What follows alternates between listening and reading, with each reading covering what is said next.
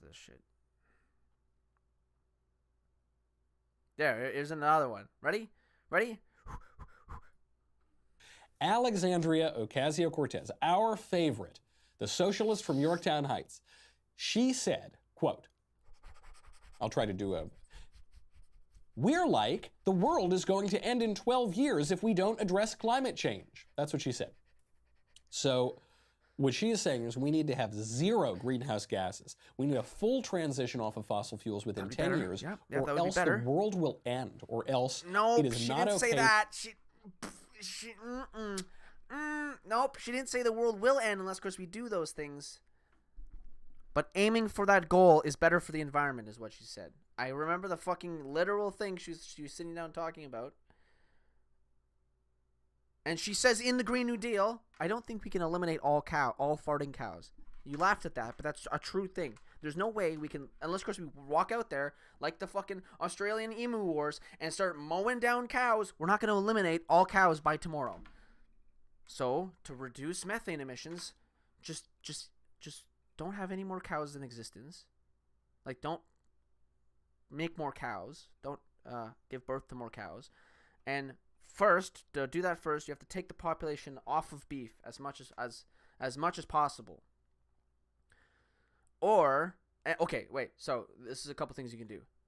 Any corn-fed cows, switch them to grass-fed as best as you possibly can. Again, that's not going to be 100% because private business is a thing. So unless, of course, you just walk up to the door and get them, they ain't going to. Some people might not do it, but move as many farmers to grass-fed cows as possible, because grass-fed cows apparently produce less methane than corn-fed cows.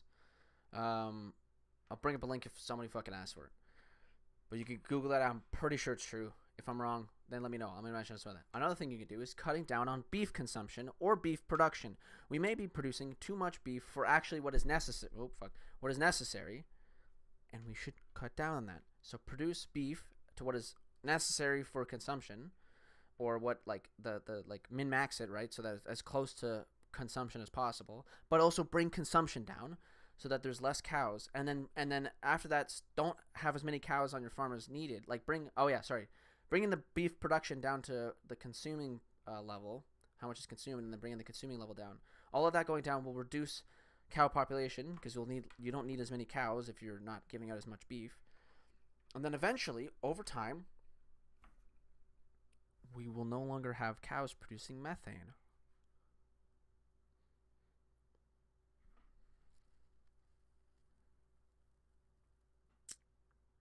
And then you can flip this on an argument that vegans could have an honest argument about this, because if vegans don't want you eating meat,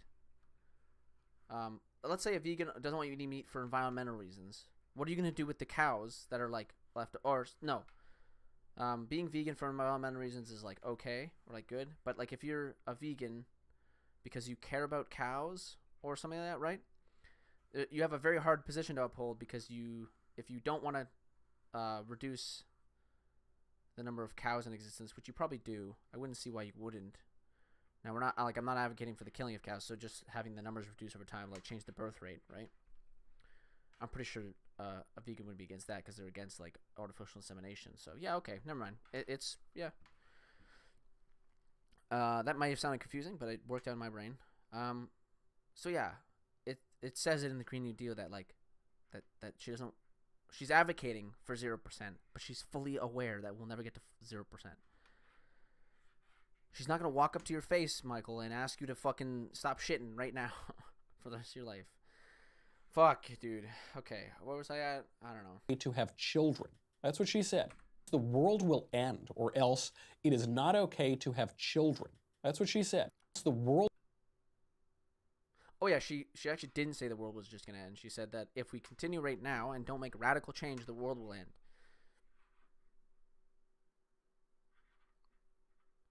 Radical change doesn't mean 0%, because in the document itself it says that we'll never get to the 0%, but we can get as close to it as possible. 1% is better than whatever we're producing right now. Fuck. The world will end, or else it is not okay to have children. That's what she said. You have to. hold on. gases. We need a full transition off of fossil fuels within 10 years. Yeah, that would actually be really good. That's 100% possible to get off of fossil fuels in 10 years. Easily possible, dog. I don't know why that's impossible. Electric cars exist, so produce more of those and less gas cars. Shut down all of the coal factories. If you can't shut down all of the coal factories and replace them with renewable energy, like wind, solar, stuff like that, you're fucked up. Like, there's no way you can't do that. Again, in the document, and what she said, or in the document, or by her own words, there was more radical change during World War II by the United States than there would be by the Green New Deal. What that means is the United States built more and did more things in preparation for World War II than for this Green New Deal. This is fucking easy to guess, okay? So, when did the USA enter? Join or enter World War II. Okay. When did World War II start?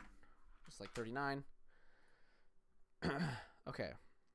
So, the United States got into World War II in 41.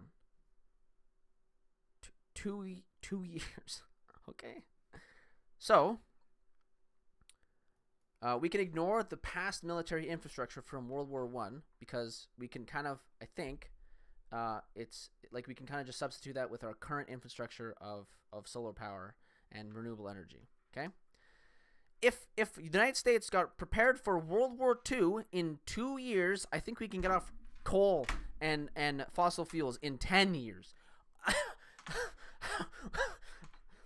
Oh, fuck. Like, what?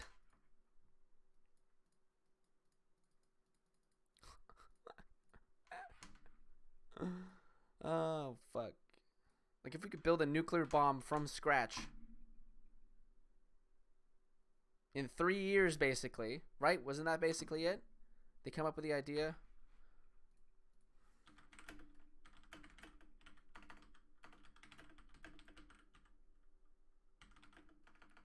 Nuke.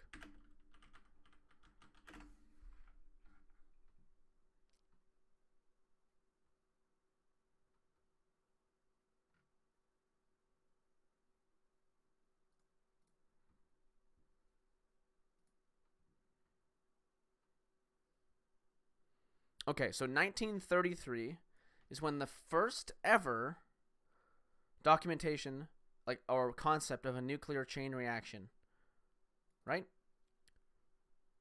We created a nuclear bomb in, what is that, 12 years? 12 years. If we can make a nuclear bomb from scratch in 12 years, we can switch off of fucking something we already know how to do. Or else the world will end, or else it is not. And also, like, my favorite part about that is, like, if you can't do this, it's like a huge disservice. Like, you boast about how much of a juggernaut you guys, the United States was in both World Wars. Even though they didn't, World War II, they definitely played a way bigger role because they took out all of Japan. But in World War I, they kind of just came in as the sweep-up crew, right? Like, the tides were somewhat turning. Germany was, like, ahead, but, like, they deadlocked at a specific position.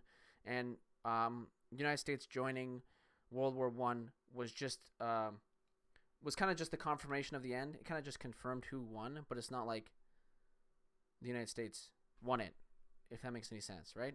Just the extra manpower that the United States brings tipped the scales towards the Allies. But I think elements of the fight were already going towards, like, France. Like, France was pushing through in different parts. But, like, was it Hindenburg? Who's the other guy? Fuck, not. Was it Schlieffen? I don't think so. But no, it definitely wasn't. The other guy, Hindenburg's, like, right-handed man, went crazy basically after the like just before the United States joined. He went crazy because he, like, saw his, like, sons, and so he was already losing his mind at that point. So, like, the moment they didn't ask for peace is when they lost the war, because they were never going to gain any more land than they did in, like, what was it,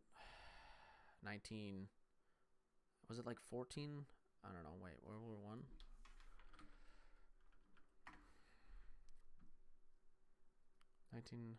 Lasted from 1914. Okay, so 1918. So I think it was like 1916 or something like that. Germany had like the most land taken into France, and if they signed for peace at that time, they would have won. But then they like waited too long, or it was probably like near 18, and then they started losing like massive amounts of land. Not okay to have children. That's what she said. You have to ask yourself if it's moral to have children in this world. Yeah, that's a honest question to have with yourself. Because I have to ask myself this. I don't know why this isn't a good question to ask yourself. Would I want to bring a child into a dying world? Probably not. That doesn't mean AOC doesn't want you having kids.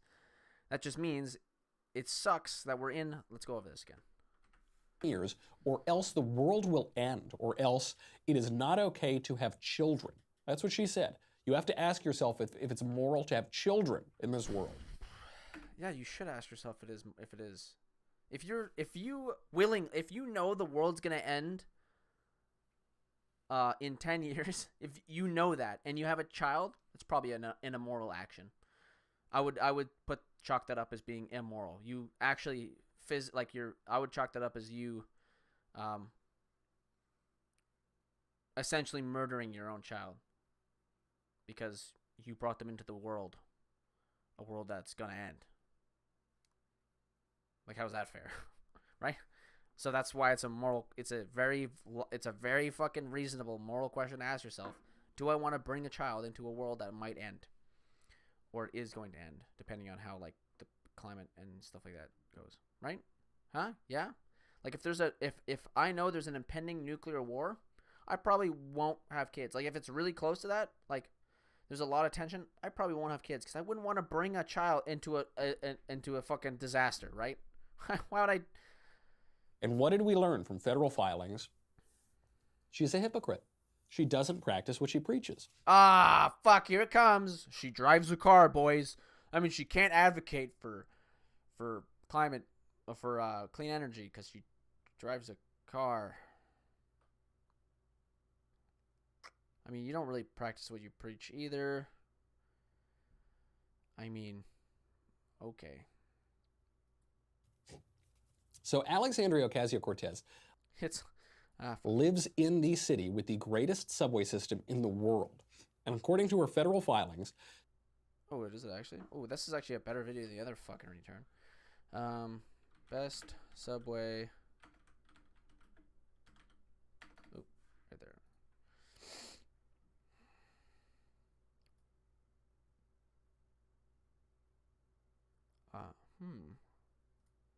That's awkward.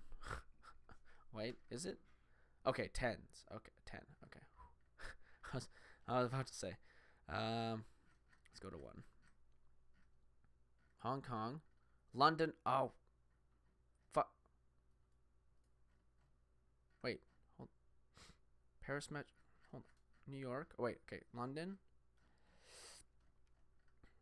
Hong Kong, Singapore, Paris, New York. So New York is 5th. Okay. Isn't she in Washington now? Tokyo. I've actually taken the Washington subway. I was there for a rugby tournament. I can't give information on it because I don't have a comparison, right? Okay. So the New York one. So, yeah, she does use it, but it's not number 1. So that's... let's see. 9 best metro systems in the world. CNN. I mean, they're fake news, guys, but... Number 1, Hong Kong. So they got Hong Kong number 1, then Seoul, then Singapore, then London, then Paris, then Madrid, then New York at 7. China. Okay. Okay. World's best subways. This is on performers. Okay. We've got, let's see. Okay, I guess we're doing this. Oh, okay. Subway. Moscow, London. This isn't really like numbered, but Stockholm, Tokyo, New York. Well, this isn't numbered. This doesn't really help me. Oh, no. Okay. Top 10 best public transit systems. these are public. 10 Hong Kong, Tokyo, Singapore, New York, Seoul, Madrid, London, Shanghai, Berlin. Okay, this looks like it's counting above ground too. But public transit systems in North America. Okay, let's see in North America. Seattle, New Orleans, Los Angeles, San Diego, Baltimore, Philadelphia, Toronto, Miami, Chicago, Boston, Washington, D.C., Montreal, Vancouver, and then New York. New York is number 1 out of North America. Okay. Okay. 6th of the world's best. Okay.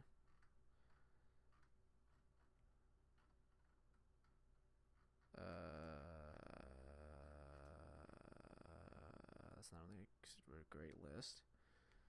Extensive metro systems. This is off list 25. Okay. Busan.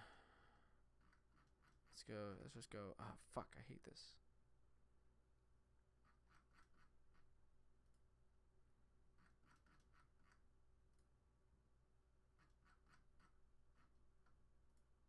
Let's see. We just gotta skip to number 1 because it'll be there. Oh. London. Huh. I mean, they're 5th. I don't know. Maybe the world is just North America. I mean, that makes sense to him, right? I mean, who cares about anything else besides the United States? She listed subway system. So Alexandria Ocasio-Cortez lives in the city with the greatest subway system in the world. Oh, let's see. Hold on. Where?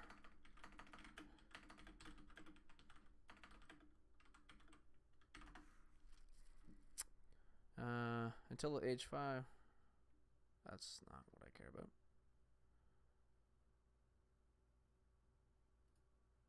So where does she live right now?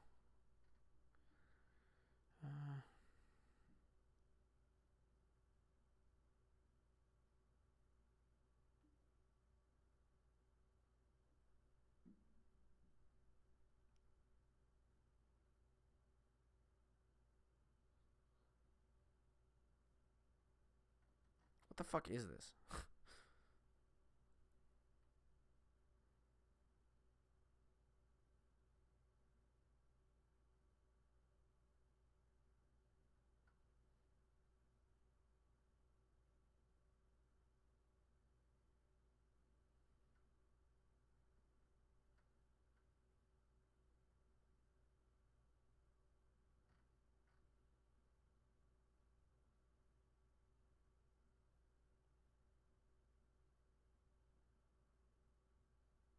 Is this just some weird thing saying that she's some weird like article about her not living in New York anymore?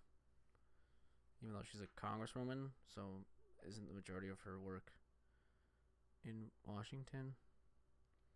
And wouldn't it be better for the environment for her to be closer to work than farther away? Okay.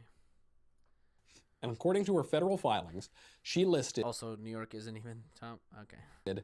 over 1,000 Uber, Lyft, and Juno transactions during her campaign. Okay, so the number doesn't matter at all because people have to go places. So 1,000 Uber Lyfts and 1,000 car drives. All those happen anyways, right? Okay. She spent $30,000 on rideshare. I think I said 25,000, so that's weird, but okay. Guess where her campaign headquarters was located? 1 minute away from the 7 train. And the 7 okay. train can take you anywhere because the 7 train connects to a bunch of other lines so you can get all around. But how fast can you do it? But let's see. 7 train, is it 7 train New York? Let's see.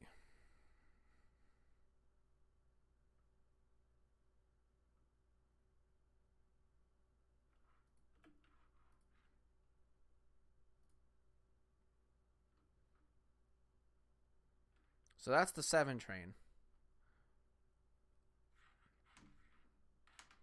So okay, hold on. I can't really do this. Can I go big picture, please? Thank you. Oh fuck.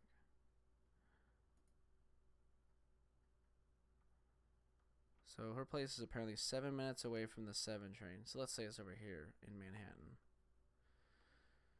It goes up and over. So if you wanted to go here, let's say you wanted to go here, you have to get on a train, get off here, get on this train, go this way, get on here.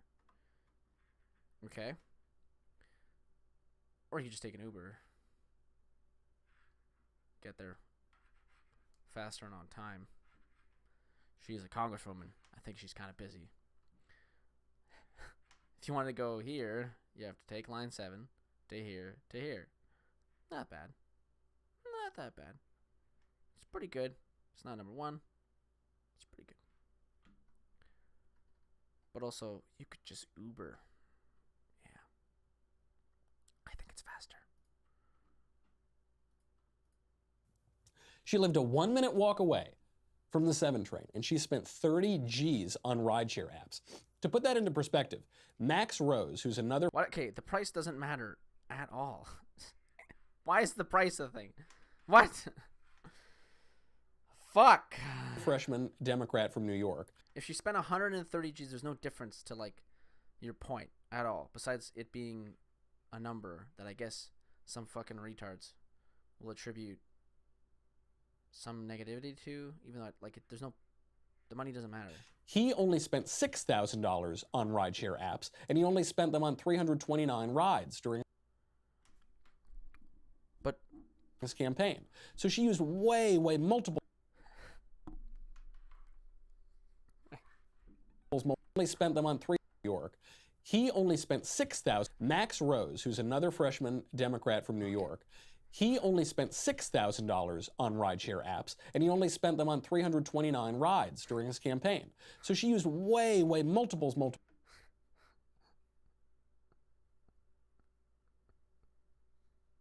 He doesn't consider anything. Oh my god.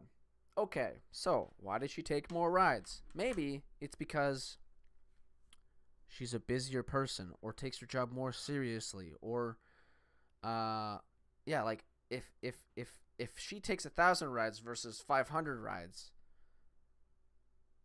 she might be going to 1,000 individual people, and he's only going to 5. She's working harder than he is. How is that a negative? How is the 1,000 rides compared to 500 a negative? She's probably working harder. She's not just taking rides for taking rides. Those were all of those rides had a purpose to them. Every single one. So she is doing more things than that other guy you said. So this is a totally fucking useless point. Multiples more than this. Then what happened after the primary? After the primary, AOC set her sights outside of New York. She flew around 66 times, costing $25,000. She wants trains over planes, doesn't she? Oh, fuck. Oh, here it comes. Okay.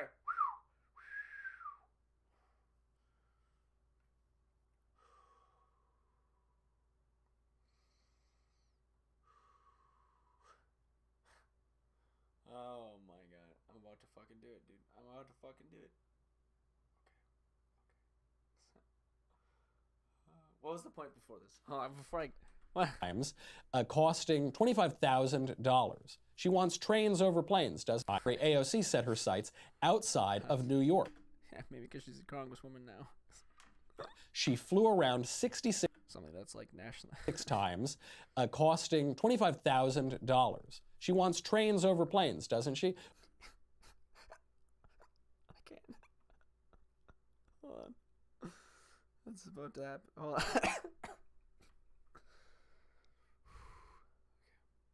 Well, she only took 18 Amtrak rides. She flew 66 times. What? This not... Oh fuck! This makes me like this. There's no. This is a great example on failing at statistical analysis. Okay, so you have to ask the question. So she rode the train 11 times, whatever the fuck it was, and she flew 66 times. Why? Why did she do that? Could it be because planes in the current system we have, planes get you more places than trains?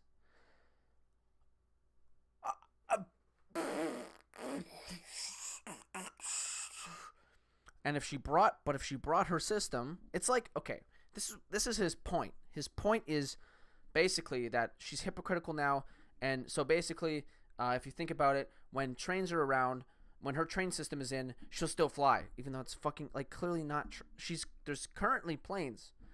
The current system right now revolves around flight travel, and she's advocating for trains. The trains aren't like the infrastructure for the train system isn't in existence.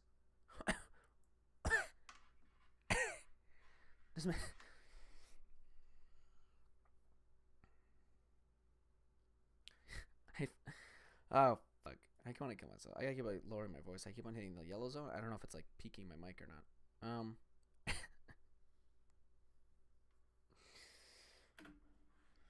Oh fuck. Okay, I don't think that. Only, actually, on Wait, it's like, okay, so what he did is he looked at, she flew more planes than trains and automobiles. Sorry, it's just a movie meme. I don't even know if that's in the States. It's a bunch of Canadian actors. Anyways,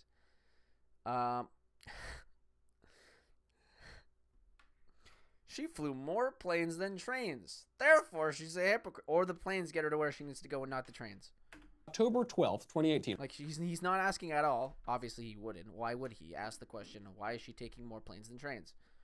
He will never ask that because he wants to slam her with this hypocrisy. On that day alone, AOC logged 26 car service transactions. That's in one day.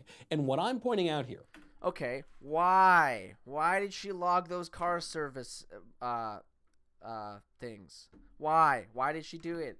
Is it because she's a busy person that needs to get around town, that needs to get around to different parts of the city she's in per day? Whoa! I wonder if that's true. Or is she just getting like the way he's mentioning it, because he doesn't mention why. He's not telling anybody why she's taking these rides. It just sounds like, I bet you to all of these stupid fucking retard fans, to them it's like she's just flying around in cars for no reason. Why does she need to drive around 60 times? Clearly she's a huge hypocrite because she's just driving around a car for no. Is not that she shouldn't take Ubers, not that a congresswoman shouldn't ride. What I'm pointing at is Wait, hold on. Oh no, hold on.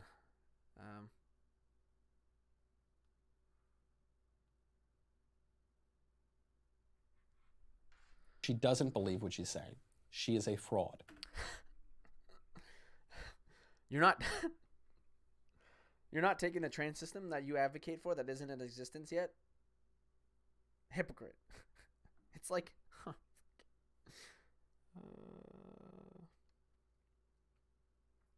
Okay.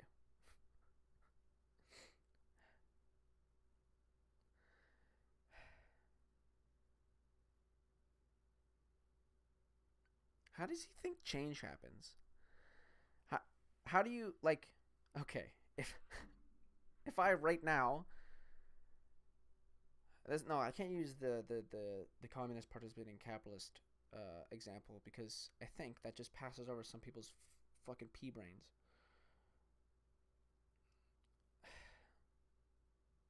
If you wanted, yeah, okay, this is where it could apply to them. If you want guns, if you want the same gun laws in California as in Texas, while you like, if you live in California like this guy does, and you want the same gun laws as in Texas here, it would be a bad idea for me to call you a hypocrite for not open carrying, because you can't open carry in California, but you can still advocate for open carry in California. Okay? Yeah, do you get it? Do you get it now? So AOC is advocating for a train system, but you can't take a train system that doesn't fucking exist yet. What the fuck?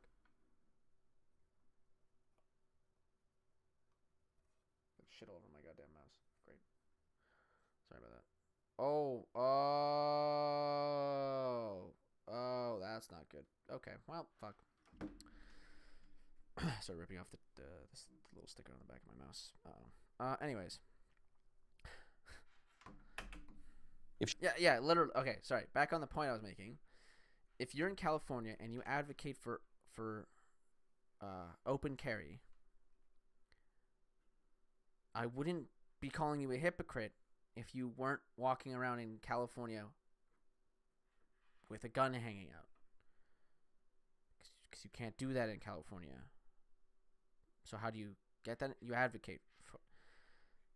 If she really thought that the world were going to end because of greenhouse gases, she would take the subway, which is 1 minute away from her. Okay, you might be right. But why isn't she taking the subway? Is it because it's in an inefficient way for her to get to work? Maybe. See, when I was working over the summer at a job, I had to get there by. This is kind of this is certainly anecdotal, but it doesn't super apply because I have a way weaker. My city has a fucking trash tier transport system, like bus system. But I own a car because to get to any job that I will ever go to, it is far superior to take a car there than the bus system. If I took a bus system to my 8 a.m. job, the bus only arrives at the place I'm working 15 minutes early. No, not even. Like 45 minutes earlier than it's supposed to be there. Or is it 30? I would be arriving at my work every single morning 30 minutes earlier than I need to be there for. And if I wanted to leave, I would have to sit at work for an extra 30 minutes for no fucking reason. So my day, I lose, because I'm taking the bus system to my work, I lose an hour out of my life. Just because I'm taking the bus system. Is it better for the environment? Yes, but I'm losing an hour. An hour I could use for more productive things. So instead of AOC losing, let's say it's just 15 minutes there and back, so 30 minutes in total from a subway ride to wherever she needs to go for the day, she can use that extra 30 minutes of time and put it somewhere else. Fuck. Headquarters. She wouldn't. What's better? Do you want to leave for a place you have to go 30 minutes early? Or would you want to leave to a place you have to go 15 minutes early? Let's say a drive to a place is 15 minutes and the subway to a place is 20 minutes, actually. So that's a 5-minute difference. What is more efficient? Clearly, the car ride. So maybe that's what's happening. But you'll never mention if that's happening or not. You'll never source if that is happening or not. So she's not an actual hypocrite. You're just leaving out fucking huge mountains of information as to why she's taking an Uber ride over a subway system. If you provided for us that information, let's say that it is true that it would actually get her places faster and more efficiently by taking the subway system. Let's say that the subway system actually got her to where she needed to go faster than taking an Uber ride, but she still took Uber rides. Then you can call her a hypocrite because she's clearly being one, because the subway system is actually better and she's choosing not to take the subway system for some reason. But you're not going to provide that information because you're dishonest fuck. You're just some hack trying to rail on AOC in any way you can, and it's fucking disgusting. It doesn't make any sense. Fly all over the country to raise money. Yeah, because she's trying to win an election. And because she doesn't take big donor money, she has to fly to individual places and get the support from individual people. Holy fuck. She would stick around town. She wouldn't fly all over. She would take the subway, which is 1 minute away from her headquarters. So this back on track. He's talking about what she should have done instead of like if she actually advocated for climate change. She's a total hypocrite because if she actually did it, she'd be doing this. She wouldn't fly all over the country to raise money.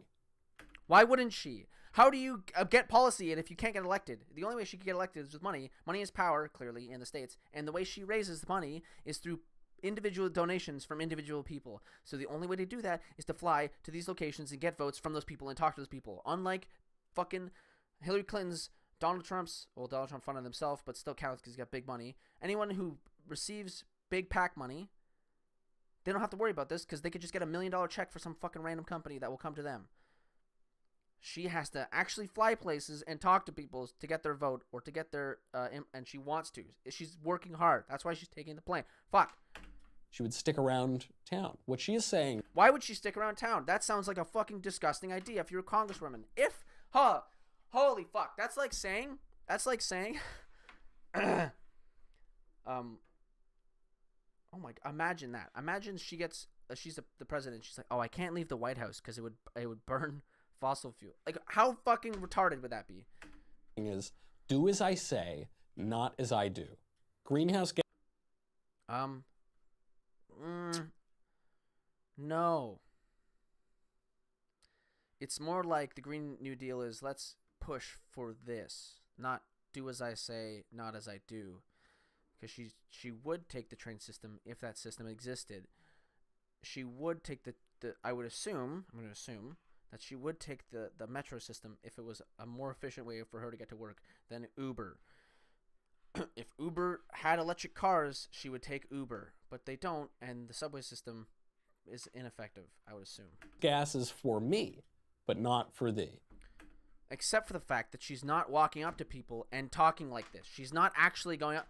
You drive a gas car? Disgraceful. She's not saying that. She's saying that we should all make an effort to get off of fossil fuels. And she's doing her best. But she has a fucking job to do, and the system she currently works in is predominantly based off of, everything is predominantly based off of fossil fuels. Planes are the superior way to get around anywhere, long distance, in America, and in most of the developed world. So guess what? If she has to go somewhere, she'll take the plane, because it's the most efficient way to do so. If she had to, if she honestly had to drive everywhere, if you're like telling her that she has to drive everywhere she goes, she would be ineffective at her job. How can she possibly be doing a proper job if for 6 days she's driving to New Mexico, wherever the fuck she's going, to advocate for policies? How is that effective at all? Or it's like, would you rather her drive to wherever the fuck she's going, which could take days or hours? Would you like her to just take a 30-minute plane ride? What the fuck? It is a real hypocrisy. How? And some have said, well, you know, people, someone tweeted at me, they said, it's like the hierarchy of stupidity on the Daily Wire. Or like, not really, okay, they're all dumb, but the hierarchy of like who shows it the worst is that Matt Walsh guy is fucking straight up stupid. Then Michael Knowles, because he like sources, he talks about like reasons, he gives reasons, but they're fucking horrendous. Like Matt Walsh just says things and doesn't give reasons to them, and he at least like asks the why kind of, but gives a really fucking poor answer.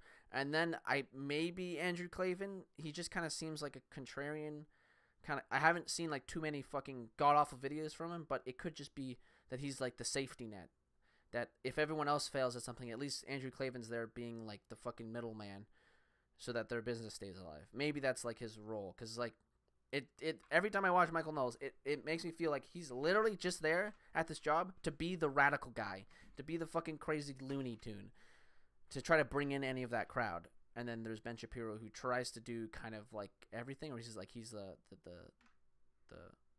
totem pole that the shit stands on. Ralph Nader campaigned for seatbelt laws. But he didn't wear a seatbelt. At a time when there weren't a lot of seatbelts in cars. Well, Henry Ford took trains at a time when he was building automobiles. Well, that's not him. Oh, wait, he's actually responding to me. Okay, I gotta go back. Ralph Nader campaigned. And some have said, well, you know, people, someone tweeted at me, they said, Ralph Nader campaigned for seatbelt laws. At a time when there's no seatbelts. At a time when there weren't a lot of seatbelts in cars. Well, yeah. Henry Ford took trains at a time when he was building automobiles. Well, yeah. That's not hypocritical. It is hypocritical.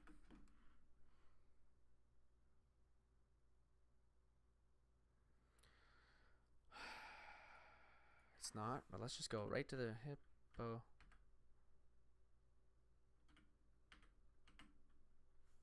I don't know why I literally finger typed that whole sentence. Behaving in a way that suggests one has a higher standards or more noble beliefs than is the case. We don't go to church, and we thought it would be hypocritical.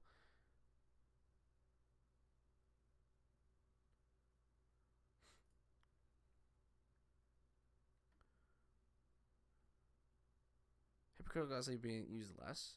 I would like to see that stat go further. I bet it's spiked back up. Oh, fuck.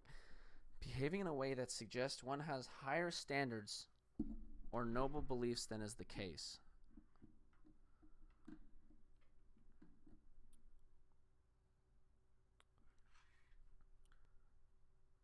But that wouldn't apply to the people he mentioned or AOC. It's close. It's close, but like I said, you have to ask the why. So, AOC is advocating for a standard that everyone drives electric cars. But if every Uber that she takes is an electric car, that doesn't mean she's a hypocrite. It just means that every Uber is an electric car. And the fastest way to get where she's going is an Uber. So why would you take the metro if it wastes time? You would want to be as efficient as possible, like in your system, right? Now, before you respond, if you want to be as efficient as possible, why would you advocate for clean energy? It's way less efficient than coal. Yeah, but we don't need efficient energy. It's just good if you're a politician to be as efficient as possible because you have a lot of shit to do. So we don't need energy to be 100% efficient. We just need enough energy to power our homes, right? So if 1 pound of coal produces as much energy as 100 pounds of solar panels. This isn't exactly how you would describe efficiency, but you could say that the coal is more efficient because you only need 1 pound of it versus the 100 pounds of solar panel equipment that you need to get the same amount of energy. You're right. The coal is more efficient, but we don't need that efficiency. We just need the power. Right? Does that make any sense? I keep on shaking my entire. I need to like move that my webcam on something that's like more stable instead of my fucking shaky ass goddamn desk and shit. Anyways, do you get it? Okay, so for power, why we can easily move to to clean energy is because we don't need the efficiency of the power. We just need the power. So if 100 pounds of solar panels gets the same energy as 1 pound of coal, the coal is more efficient, but it's clean energy. Clean energy is better for the environment. Will make our lives last longer because our planet won't fucking erode with climate change. Yeah, long game with things like power because we don't need the efficiency. We just need the thing.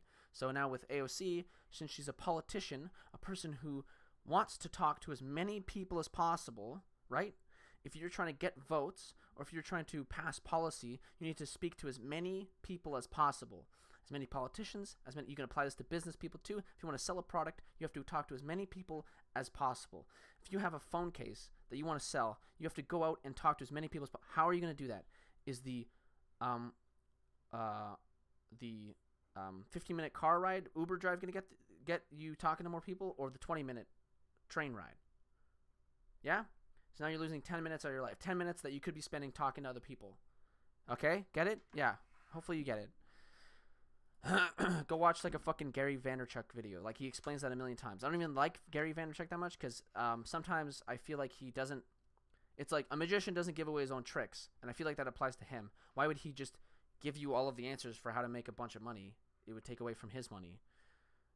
And sometimes his videos kind of portray that. He kind of just says things, but he doesn't really give an answer to like how to do it. He's just kind of like, do these things and it'll benefit you or whatever. It's not like a real answer to the question. And that bugs me. But with like what I was just talking about, he mentions this all the time, and it's a good point. And I agree with this point that if you want to sell a product, or if you're into politics and you want to pass a policy, selling a product and passing a policy are very similar things. You need to gain support for it or get it publicity, okay? You need to see how many people agree with you policy-wise, and you need to see how many people will buy your product. How do you do that? You speak to as many people as possible. For her, because she's saying the world will end if people continue these behaviors. It will. It will end if people continue these behaviors. So we need to switch to if the whole system as a whole, okay, let's say that a car ride is faster, like I was saying, the car ride is 15 minutes and the train is 20 minutes. But if we eliminated all car rides, we would just have to deal with the 20-minute thing. Everyone would have to deal with it. So you don't lose efficiency at that point because there's no efficiency to gain because it doesn't exist. But that's not what's going on, but that's like, do you get it? So if the whole system, actually, I don't even need to apply this question because the proposal is that we would have a train system that is as efficient or more efficient than planes, which Do I know how that happens? No. I can make some assumptions, but I won't. But people have thought about this. Like, people were concerned. People thought it was weird that a bunch of people signed on to the Green New Deal the moment it came out. Well, maybe it's because they worked on it with her. Whoa! That's the difference. She says this is destroying Earth. It's not like imperiling the future of the human race. That's what makes it hypocritical. And how is it hypocritical? She's right. It is. It is destroying the world, but it's the only way to do stuff. Like I said, bringing it back. This is the extreme version, but everyone knows this. You can't call a communist a hypocrite for buying a T-shirt. He has no other option besides making the T-shirt himself, which requires a skill set, or he or she. To make a T-shirt requires a specific skill set that they don't know, or they could just buy the T-shirt. And she obviously doesn't believe it because environmentalism is a sham. It is an obvious... Oh, no! I wasn't prepared! I thought that Matt Walsh idiot was going to say it. Not this fuck. I should have known. Oh, no! He literally said it. She drives a gas car. Therefore, climate change is a sham.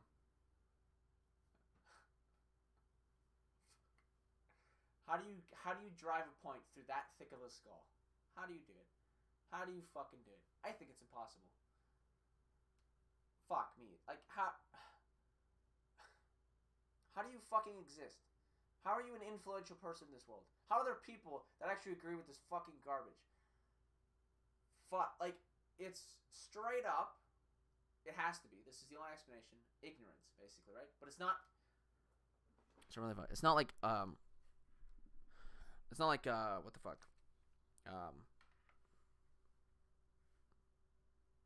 It's not like self-aware ignorance, right? It's just that, like, you don't know any better. It's impossible.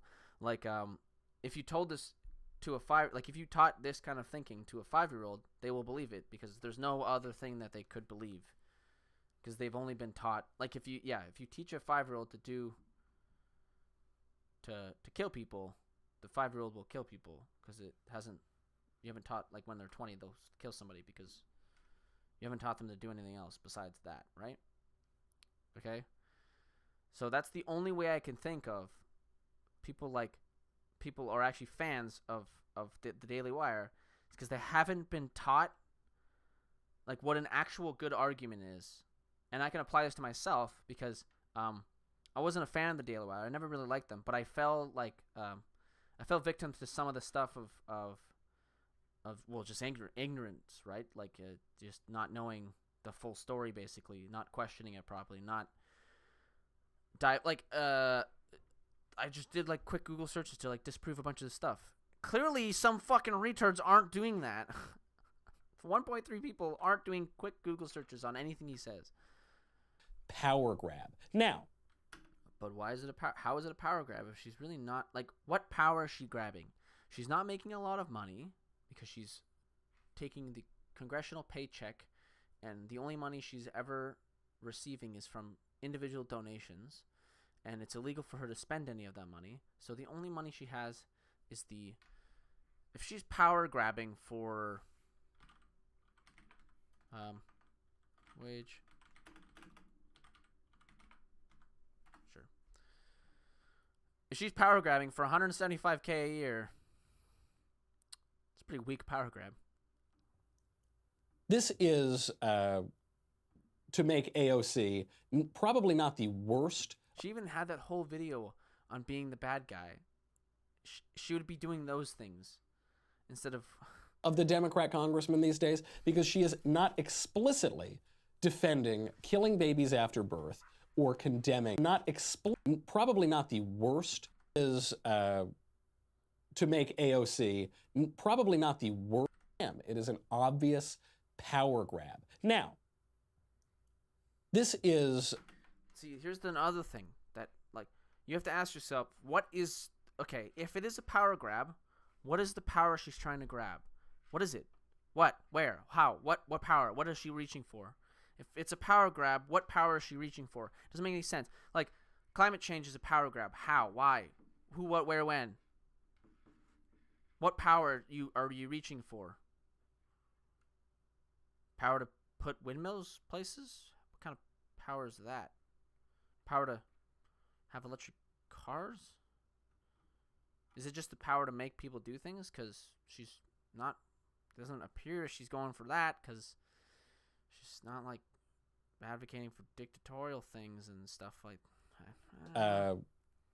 To make AOC probably not the worst of the Democrat congressmen these days, because she is not explicitly defending killing babies after birth.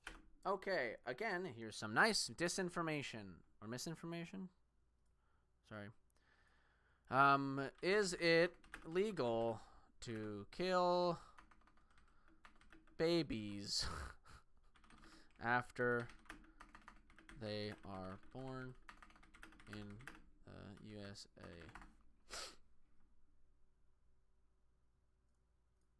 Executing babies born of live laws in the United States. Infanticide Wikipedia. Let's open all these fact checking. This is from PolitiFact. After birth abortions, why should the baby live? Let's open this one. Why the push for legal until birth abortion tells us about the. Let's open this one. This is the Washington Post. Abortion policies. Why Trump raised it during the State of the Union.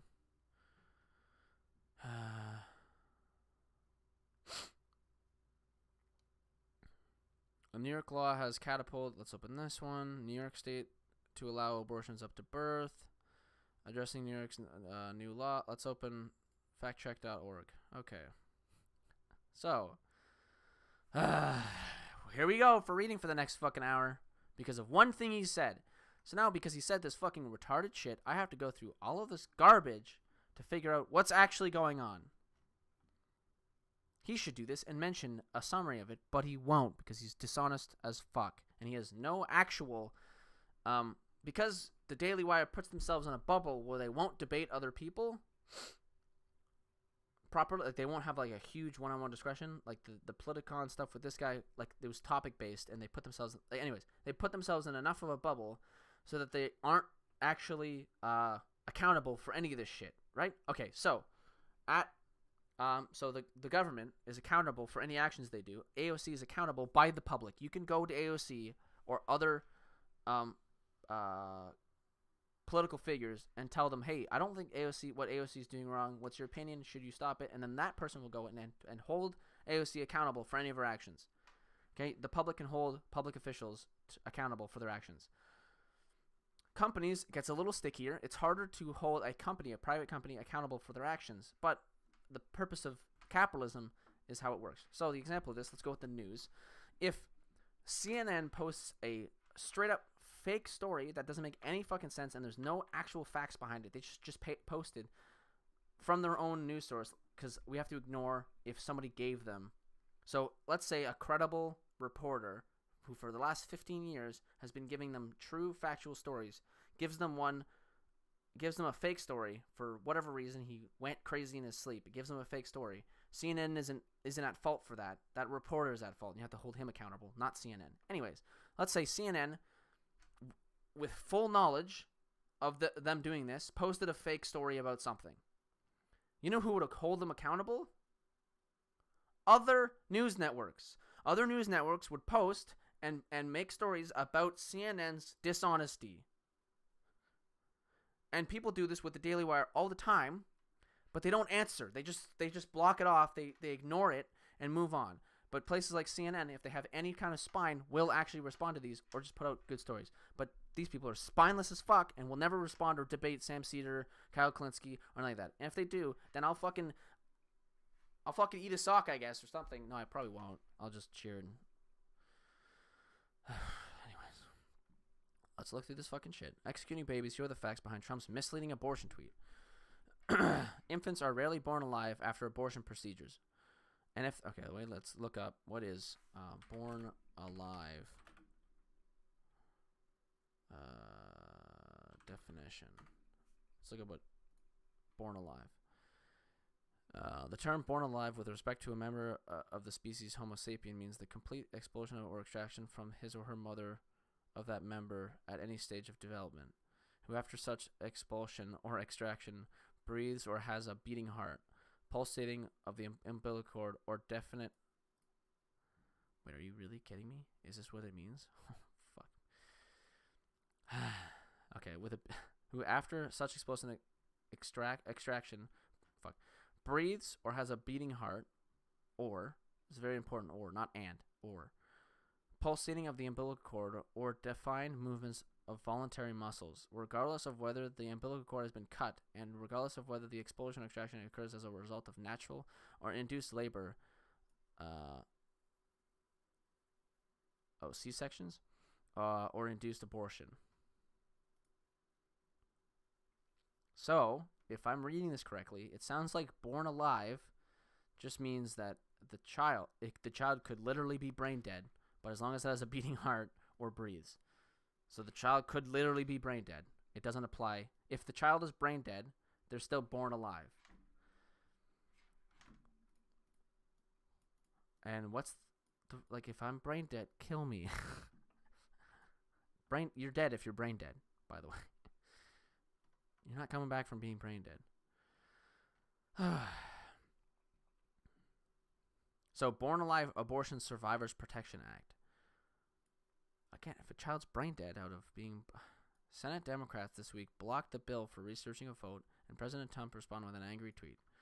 Senate Democrats just voted against legislation to prevent the killing of newborn infant children. The Democrat position on the abortion... So this is back when a bunch of people freaked out about it because the Democrats blocked some bill about whatever this is. And I only heard it from the one side, so I don't really know the other side, but hopefully this will tell me.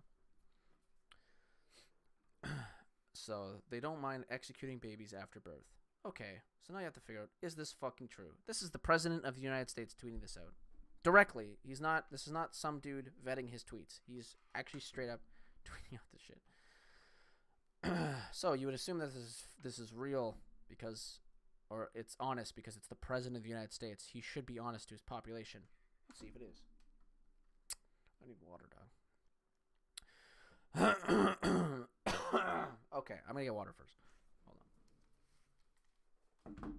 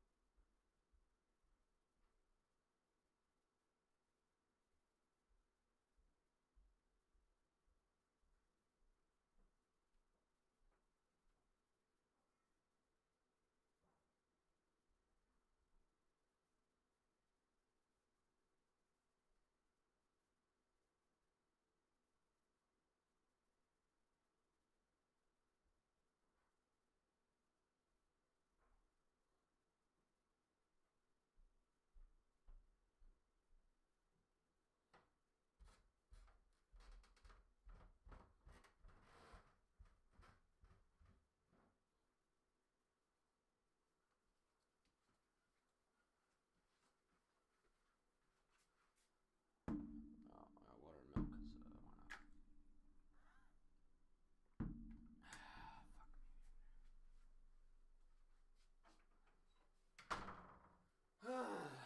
Okay. So now, New York Times is apparently fake news, but it's fucking not, because if I go to enough of these things and they're all talking about the same shit, it's probably real. It's not that hard to fucking figure out. So I'm some cookies. I should eat these too, because I want to. It's like, oh my god, part of the thing too. It's like if I want to get healthy and you call me hypocrite for eating cookies.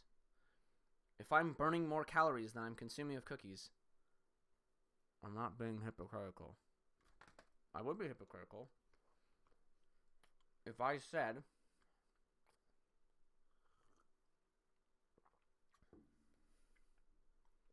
it would be hypocritical for me to say I'm going to cut out cookies from my diet and then I started eating cookies again. But if I just made a blanket statement that I would lose 5 pounds as long as I lose 5 pounds within the time frame I said or whatever, I'm not a hypocrite. That's pretty fucking obvious, okay? I could eat whatever shit I want during that time as long as I lose the 5 pounds. If, let's say, I think this is correct. Let's say I set up a goal to lose 5 pounds in 1 month. And during that month, I eat garbage the whole time and don't actually work out. And I gain 5 pounds. Then I would be a hypocrite, obviously, because I didn't do what I said I would do.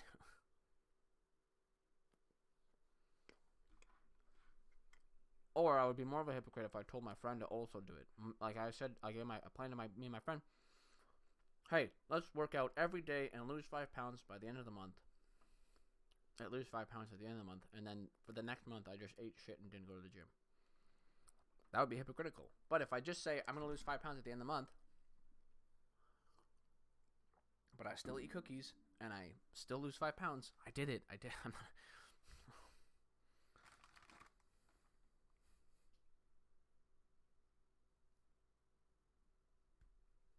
It's not like AOC said that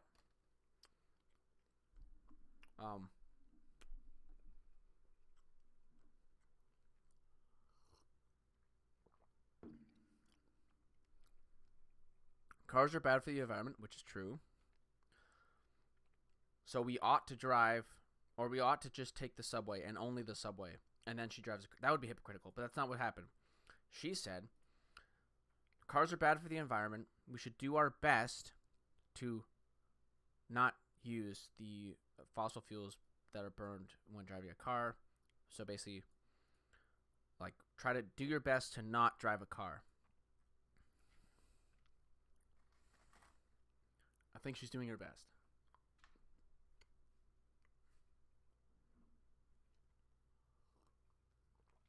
Okay.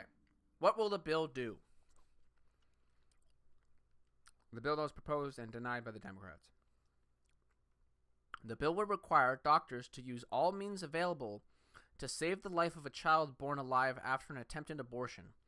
They must, it says, exercise the same degree of professional skill, care, and diligence to preserve the life and health of the child as they would for any other child born alive at the same gestational age? Gestational? How's that spelled? Oops. Gestational? There's the thing in the way. Oh, God.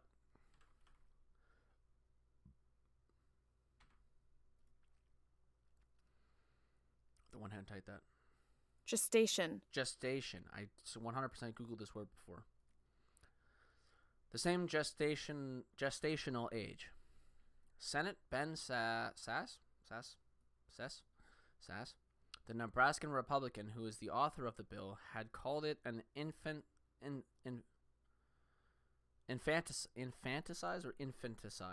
probably infanticide ban. Opponents said that the bill was aimed at discouraging doctors from performing legal abortions, and that it was unnecessary because a similar law already existed. Okay. The Born Alive Infant Protection Act of 2002. What is the infant born was it infant? The Born Alive Infant Protections Act. Okay. The Born Alive Infant Protections Act of 2002. The Born Alive Infant Protection Act of 2002 is an act of Congress. It extends legal protections to an infant born alive after failed attempt to induce an abortion. It was signed by President George W. Bush.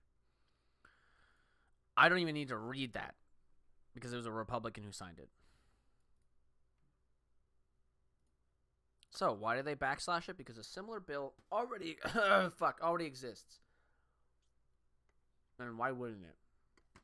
That's like the doctor's code, right? To save the life as best as they can. Anytime anything happens, right? Like, you have to preserve life at all means. Like, that's like, yeah. Anyways. How often are infants born alive after an attempted abortion? It hardly ever happens. So remember when they were talking about that you shouldn't care about the minority for, like, transitions and stuff like that? Well, here's another minority that they care deeply about for some reason. According to Dr. Daniel Grossman, a professor of obstetrics, gynecology, and reproductive science at the University of California, San Francisco, he performs abortions and is a spokesman for the American College of Obstetricians. That might be it. Obstetricians. Obstetrician. Obstetrician. Fuck. Wait. Obstetricians. Okay, well, fuck. Well, maybe the other one's obstetrician. Well, no, it's just a obstetrician. I'm fucking retarded. Okay, moving on. And gynecologist, where he leads. I've never literally seen that word in my entire fucking life, though. So.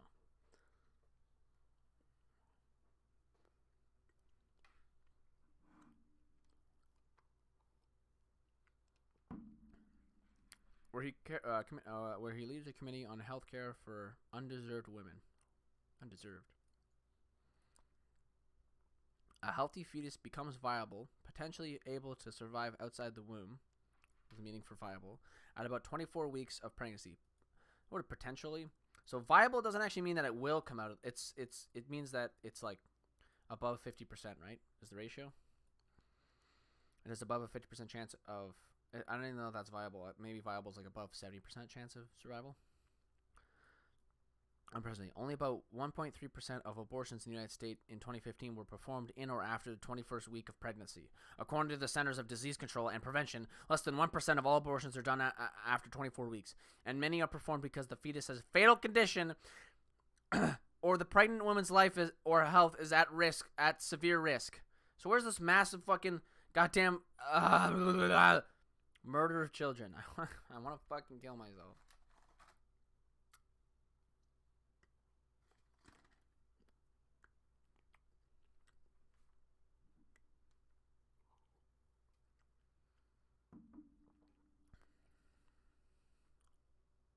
Okay. If an abortion is performed at 20 weeks or later, a drug may be injected to stop the fetal heartbeat before the fetus comes out of the womb. So basically, the same way you put down your dog. Grossman said, in other cases, suction devices or other instruments end the fetus's life before it is removed. This doesn't mean a vacuum is sucking out the fucking child. It just means that a suction device like causes trauma to the. I would assume that a suction device is just something that causes trauma to the child in specific way. It's not like they just shake the child. It's a doctor's office. Anyway. What happens in rare cases when a baby is born alive after pregnancy is cut short? Said that there were plentiful situations in which the fetus might be at the edge of viability and labor must be induced to save the mother's life. For instance, a condition called preeclampsia involving high blood pressure and other problems can kill both mother and fetus. And in most cases, the only treatment is to deliver the baby. If it seems unlikely that the baby will survive, the family may choose to provide just comfort care, wrapping and cuddling the baby, and allowing the child to die naturally without extreme attempts at resuscitation. How is that, like, the child's not gonna live? So you can choose to end it quickly or let it die slowly. It's dead anyways. What it means by without extreme attempts to resuscitate or attempts at resuscitation means that anytime the baby flatlines, like, okay, so let's say you're dying of cancer.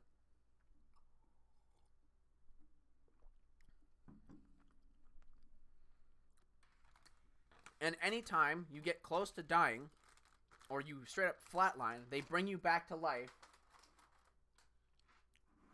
for 10 minutes, and then you die after 10 minutes, and they bring you back for 5 minutes, and then you die after that, and then that's the extreme resuscitation. That's what it means. They're bringing back a baby that's just gonna die again sometime later.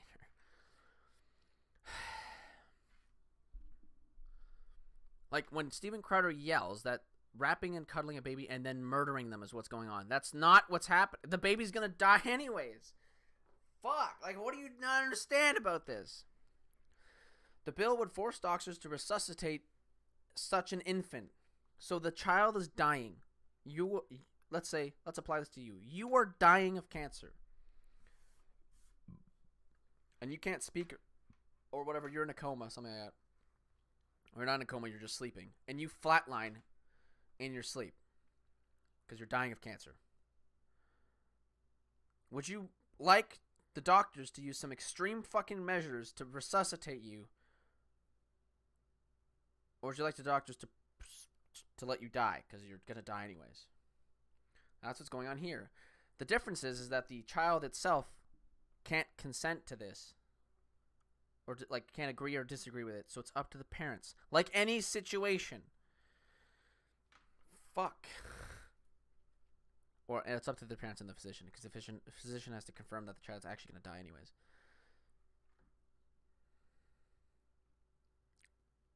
The bill would force doctors to resuscitate such an infant. Even if the parents did not want those measures. So the parents might want the child to die quickly because they think that's the best way to not have it suffer. Some parents might want it to live out the rest of its very short life and die peacefully if they think that's so, or whatever. Stuff like that. Like, I know that if I ever am brain dead or have cancer and I start losing my mind, I'd rather you just kill me as whenever it turns out that I can't, that there's no way I'm coming back. Okay, if at any point during my life I'm gonna die very soon, right? Like if I get shot a million times in anywhere, and I'm gonna die in 5 minutes, and I have the choice, no matter what, and I have the choice between suffering for 5 minutes and being killed right now, I'm gonna take the kill me right now.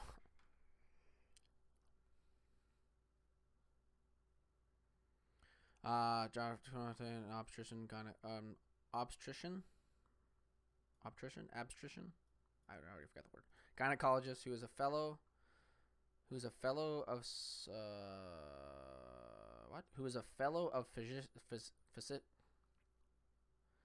physicians for reproductive health. Oh, okay, so it's just okay, never mind. An advocacy group, yeah. Okay, fellow of physicians for is the group name. Okay, sorry. Doctors who violate the law would be subject to criminal penalties, as would anyone who saw the violation and failed to report it, she said.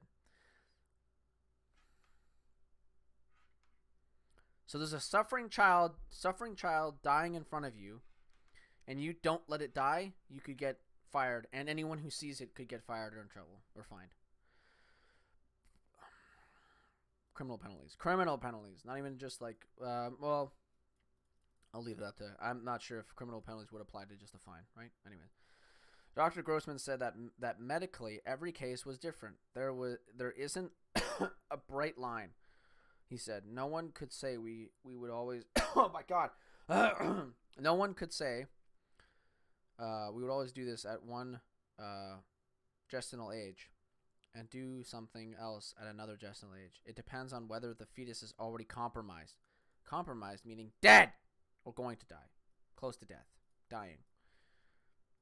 Dr. Conte, a clinical assistant professor of obstetrics, oh my God, I'm never going to pronounce that word, and gynecology at Stanford University, who also performs abortions, said a patient recently had an abortion at 23 weeks because the fetus had severe abnormalities that were considered incompatible with life.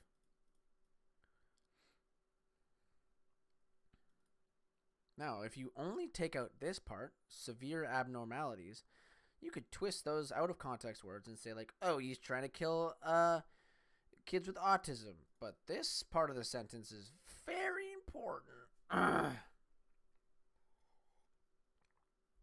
Anyways, The woman chose not to have the injection to stop the fetal heartbeat, preferring that her fetus die of a natural death.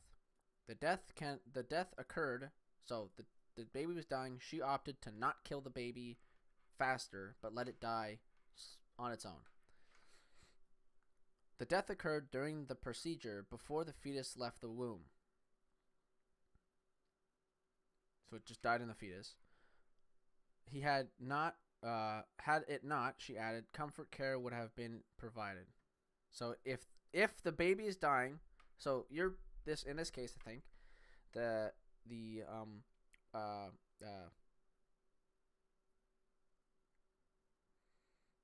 what the fuck? Birth was induced, I guess. I'll just call it that. The production of birth was induced, so she was giving birth to the child, but the child died inside the womb before the operation, or like whatever, a C-section was going on. But the child died before it was in the womb. If at any point they had taken out that child while it was still alive, they would have given it comfort care, wrapped in a blanket, whatever. It would be a normal baby at that, besides the fact that it's dying. And then it would have been left to die of natural causes in the mother's arms within like the 5 minutes it had to live or whatever. Okay, so hugely dishonest. We just read through that whole fucking thing because he said one fucking word. Next one. Born alive law in the United States.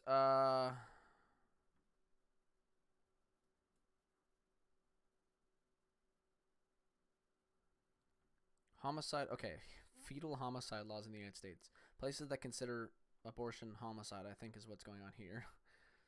Other crimes against fetuses. I don't know what that means. Depends on the age of the fetus. Okay. Assaulting mother. No law on feticide. I'm really confused by this. Oh, fetal homicide law? I don't know. That's just some wiki page on something. I don't know. Infanticide. I think I just Googled these things. Just then. Is the intentional killing of infants. So just like, yeah. Fact checking. Donald Trump's tweet saying Democrats don't mind executing babies. Saying Democrats don't mind executing babies after birth. On February 25th, the Senate took up a bill. Wait, I want to kill myself. The Senate took up a bill backed by anti-abortion advocates called the Born Alive Abortion Survivors Protection Act. Under the bill, any infant, this is a quote, any infant born alive after an abortion or within a hospital, clinic, or other facility has the same claim to protection of the law that would arise from any newborn or for any person who comes to the hospital, clinic, or other facility for screening or treatment, or otherwise becomes a patient within its care. So that doesn't sound extremely bad. It's a little weird when it says like as any other child, because clearly the born alive children aren't any other child. They're dying.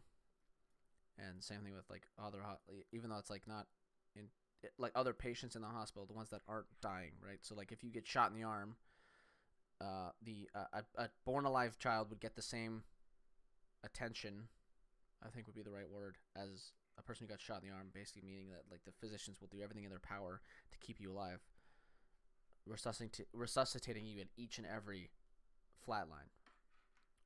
But a born alive baby is dying, and you can shoot. And this, anyways, the bill goes on to say that anyone except the mother who intentionally performs or attempts to perform an overt act that kills the child born alive can be prosecuted for intentionally killing or attempting to kill a human being. This is where it gets problematic. What this means, I think, is that a doctor, you have a dying child in your womb, a doctor can't inject it with the drug to kill it like the same, like how you kill your dying dog. Okay, like you put down your dog, a doctor can't put down a dying fetus.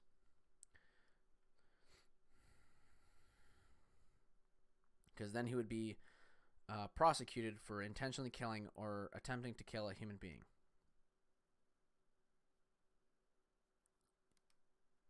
Okay? Also, this would apply to leaving the child to die naturally, because you're supposed to give it the same care as anyone else. So if a guy gets shot in the chest, if I get shot in the chest, the doctor can't just leave me like to naturally progress through me being shot in the chest. Even if I ask them to. They have to revive it. Like, that's the goal. So here it would be the same thing. The mother may ask the doctor, hey, let my dying child die naturally. Or, no, would this apply to that? Well, I guess it technically wouldn't. No, it would. Yeah. The mother could say, hey, let my dying child die naturally. And the doctor, every time the baby flatline, would have to fucking resuscitate the child. Because it's mandated by law. Except for the mother who is asking for it wouldn't get charged if it happened. So basically what this means is the only way to kill your dying child is for the mother to do it herself. And how is she going to do that? Well, I don't know, buddy. The bill failed on the procedural motion with 55 voters in favor when 60 were needed to advance it. The only senators who crossed party lines were Democrats who voted in favor of the measure. Bob Casey of Pennsylvania, Doug Jones of Alabama, and Joe Manchin of West Virginia. Later that day, President Donald Trump made a tweet. Senate Democrats just voted. It's right there. But it's the same tweet as before. Blah, blah, blah. Senate Democrats, they want to kill babies. Blah, blah, blah. You got it. I read it 2 seconds ago. You can see it on screen. Those are strong words. We wondered is it true that Democrats vote against the bill that they, if Democrats, don't mind executing babies after birth. Yeah, the President of the United States is tweeting this. You would assume it's true, but let's find out if it is true. Like any rational human being should do. They don't. After interviewing a range of experts on both sides of the abortion policy divide, we concluded that while Democrats have left themselves open to this line of attack, Trump's claim is inaccurate. The White House did not respond to an inquiry. Of course they didn't. Why did the Democrats vote against it? I'm pretty sure this is just going to be the same thing that was just read. What is the law currently? This is the one we read from Bush, but let's read it. Most legal experts were contacted, agree with this much of the Democrats' argument. Killing a baby after a birth is already against the law. Actively killing an infant born alive is a crime, said Laus Shepard, a professor of law and biomedical ethics at the University of Virginia and author of the book Rationing Healthcare at the End of Life, and If That Ever Happens to Me, Making Life-Death Decisions after Terry Schiavo. Under the law, living infants are just like other living people. They are children. Children are people. Okay. Legal experts pointed to several specific laws relevant to newborns. Child Abuse Prevention Treatment Treatment Act, first passed in 1976 or 1974 and subsequently revised, including major updates in the 1980s. The relevant portion of the law makes certain types of federal funding for states conditional on their adoption of policies to prevent improper withholding of treatment from newborns, including those with disabilities. So basically, I think this states that if your child has autism, you have to treat them the same as any other child. The Born Alive Infant Protections Act 2002, the one that was signed by Bush, established that federal legal protections that apply to the person... Oh, wait, isn't the meme that Bush was actually a Democrat? Fuck, so I don't even think this counts if Bush signed it. The persons who covered children... established that federal legal protections that apply to the persons also covered children born at any stage of development, including after an abortion. The law did not directly create civil or criminal penalties. However, something the 2019 bill would have added, which is the criminal penalties, filing that omission was a key motivator for supporters of the bill. So, a very similar bill sent out by Bush, except for the fact that it didn't come with criminal fucking charges. The 2002 law is toothless and purely symbolic, said Dwight Duncan, a University of Massachusetts law professor who serves on the boards of Pro-Life Legal Defense Fund and Massachusetts Citizens for Life. Okay, state law. States, rather than federal laws, are primarily sources of protection against active or negligence killing of infants during the process of abortion. A law professor at the University, director of the University Pro-Life Center in 2002, said Congress identified 30 states that had situated protections, and blah, blah, blah. Most states would allow prosecution of doctors for killing or failing to resuscitate after live birth. In fact, the highest profile case of this type of okay, how credible is the Democrat argument about rejecting a redundant law? I would assume a lot. Is execution the appropriate word? No.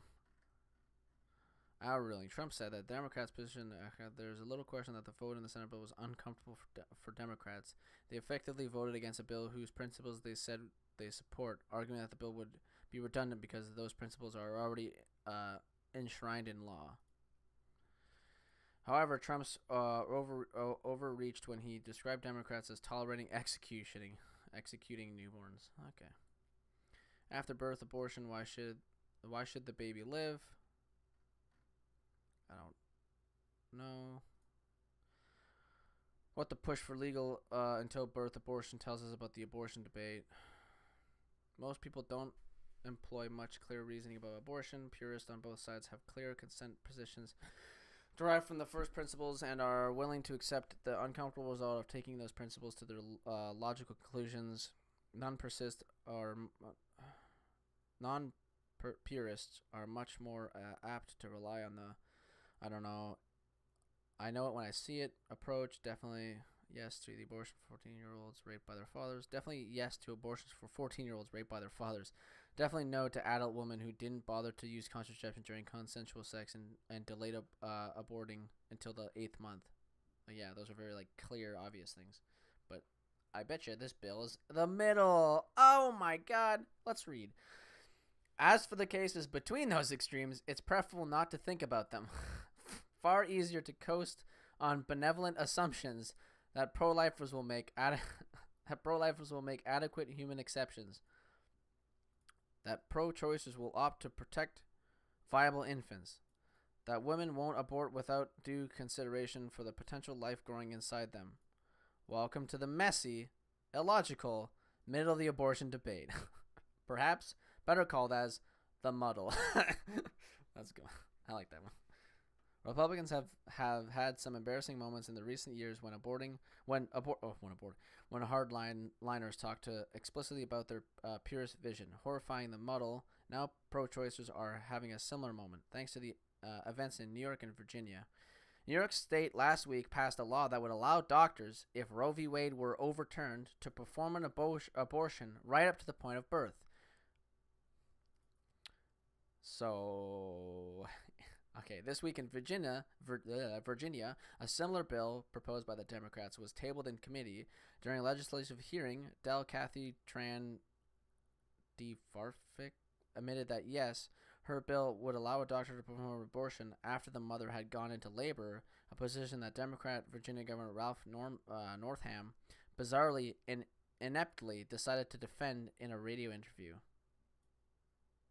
Okay, Norman's defenders accurately point out that the elective late-term abortion are rare, but critics ask, I remember seeing these two, what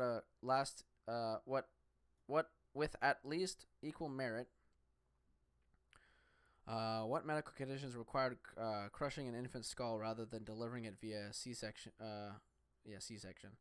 And if killing a baby that way would ever happen, as the defenders claim, then why does it need to be legal? What?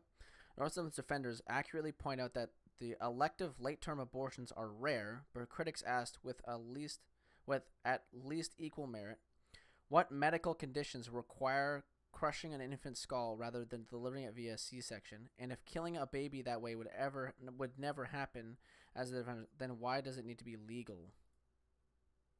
Why does it need to be illegal? Is the other option.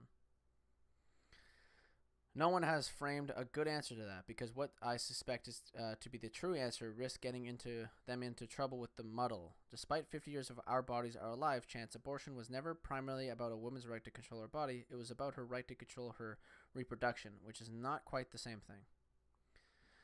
Consider a hypothetical. You are whisked away to a fairy kingdom that is full of magical wonders, but forbids either abortion or adoption. So you can't abort and you can't adopt? Oh wait, you can't abort or you can't adopt. Upon protesting to the ruler about the state of affairs, you are offered two choices for a new law you must pass. 1. Women may end pregnancies at any time, but if they do, the fetus will be magically transported to an artificial womb where it will gestate for 9 months and then be returned to the mother's care for the next 18 years. Or 2, women cannot terminate their pregnancies, but upon delivering the baby, they can opt to take no further responsibility for the child. Okay. No cheating by saying you want both, which is preferable. If you opt for the first, you are primarily concerned about the right not to be pregnant. Oh, okay, I get it. But if you opt for the second, then your primary priority is avoiding parenthood.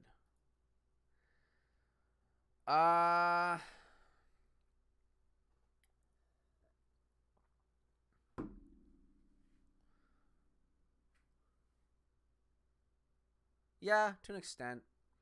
It's not really that you're avoiding parenthood, but I guess to like if you were just chucked on a fairy, like in the sense of a fairy kingdom, let's say you have everything you need. There's no reason you can't take care of this child. Then yeah, you would be against parenthood. And as technology pushes back the data viability, the difference between those positions is becoming more apparent.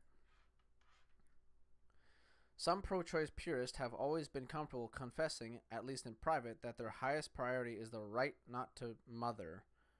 Now they are in effect confessing it publicly too.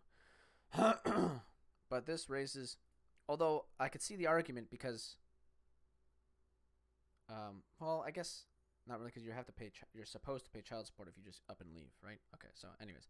But this raises uncomfortable questions. Most obviously, what sort of political party is willing to cheerfully advocate destroying infants even as they are getting ready to be born?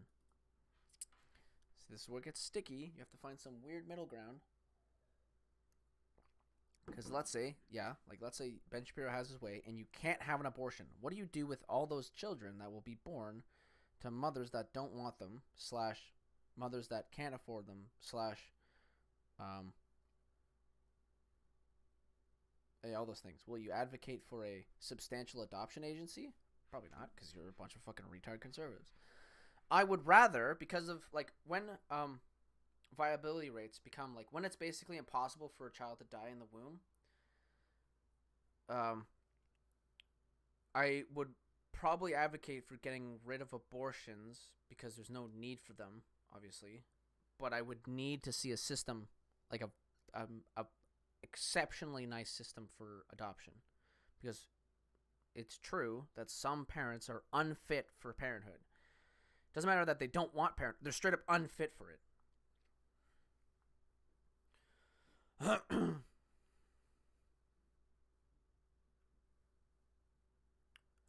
For those of us in the muddle, the arguments about a woman's right not to parent are much less compelling than the right to control her own body. Yeah, except for what I just said, where some parents are straight up unfit to parent. The issue is that where do you draw that line? Because that could sound dictatorial when, are religious people not fit to parent? The solution would that be like public schooling so that your parents don't pass on some fucking misinformation. But that doesn't mean they're not fit for parenting, right? So there's a muddle with that too.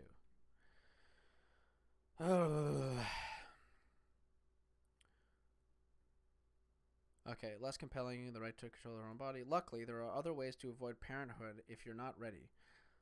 So there's no need to drag abortion into it. The justification for legal abortion is that pregnancy is slightly dangerous and very physically taxing, and a woman shouldn't be forced to endure it against their will. It's a pretty solid argument. Yet, like most of those in the muddle, I find arguments about bodily control steadily less compelling as pregnancy advances and other bodies and another body develops.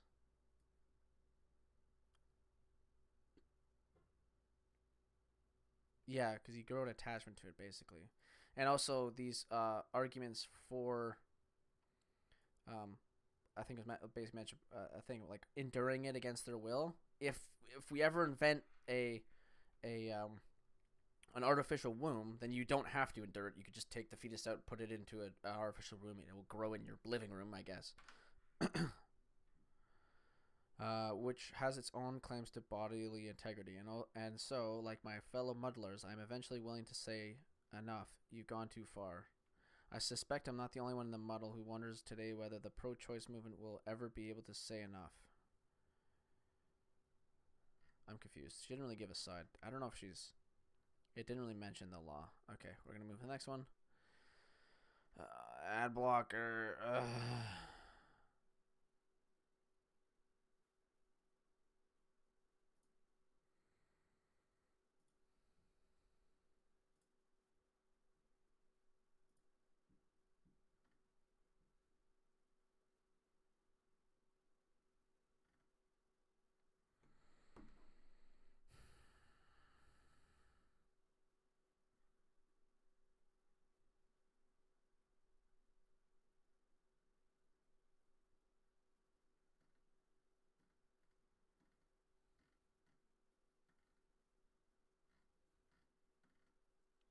It's pretty much the same thing I read before. The struggle for women's No. equality is not simply Fuck up, Hillary. Fuck off.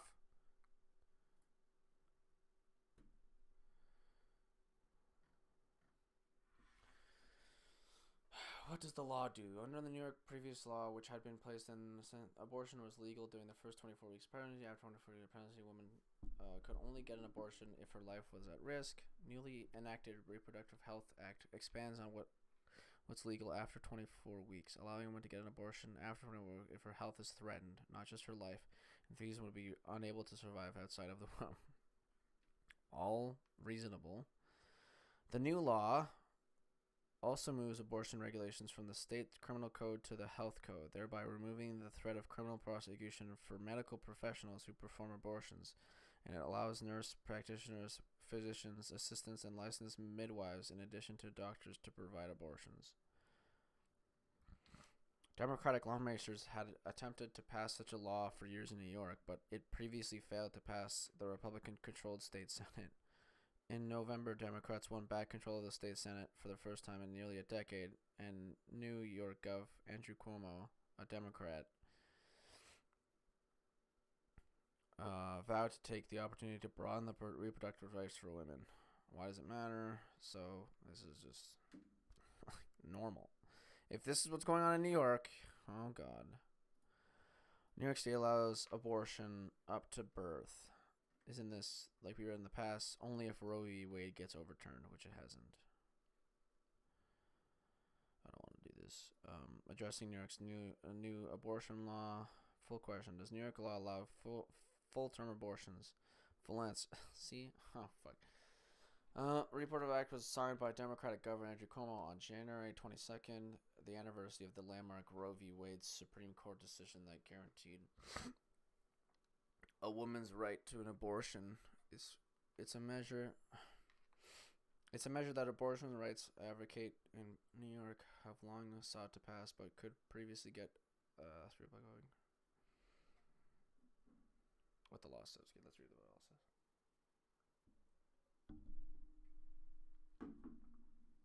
So this is that New York law that everyone hates. All the conservative. The RHA permits abortions when, according to the medical professionals, reasonable and good faith professional judgment based on the facts of the patient's case. The patient is within 24 weeks from the commencement of pregnancy, or there is an absence of fetal viability, or the abortion is necessary to protect the parent's life or health.